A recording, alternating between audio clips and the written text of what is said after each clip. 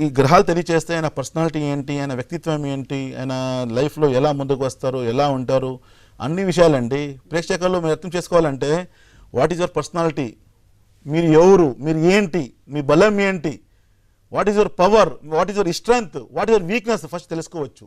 Number second వచ్చేసి house of earning అంటారు కదా, సోర్స్ ఆఫ్ అర్నింగ్ ఏముంటుంది, ఏ విధంగా మేము జాబ్ చేయగలుగుతామా, బిజినెస్ చేయగలుగుతామా, అది తెలుసుకోవచ్చు.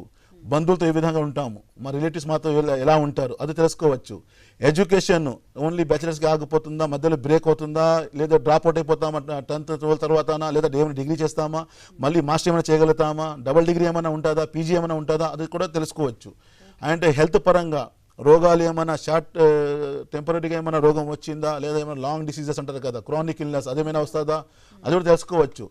ఇంకోటి పెళ్లి విషయంలో అమ్మాయి తెలుసుకోవచ్చు, నాకు వచ్చే రాజకుమారుడు ఎలా ఉంటాడు, ఆయన స్వభావం ఏ విధంగా ఉంటుంది, ఆయన వాట్ ఈజ్ కార్యకత్వాలు ఏంటి, ఆయన సిగ్నిఫికెంట్ ఏంటి, ఏ విధంగా ఉంటాడు ఆయన, అది తెలుసుకోవచ్చు. అబ్బాయి తెలుసుకోవచ్చు, నాకు వచ్చే అమ్మాయి ఏ ఫీల్డ్లో వస్తుంది, ఏ దిక్కులో వస్తుంది, ఎలా ఉంటుంది, ఇది కూడా తెలుసుకోవచ్చు.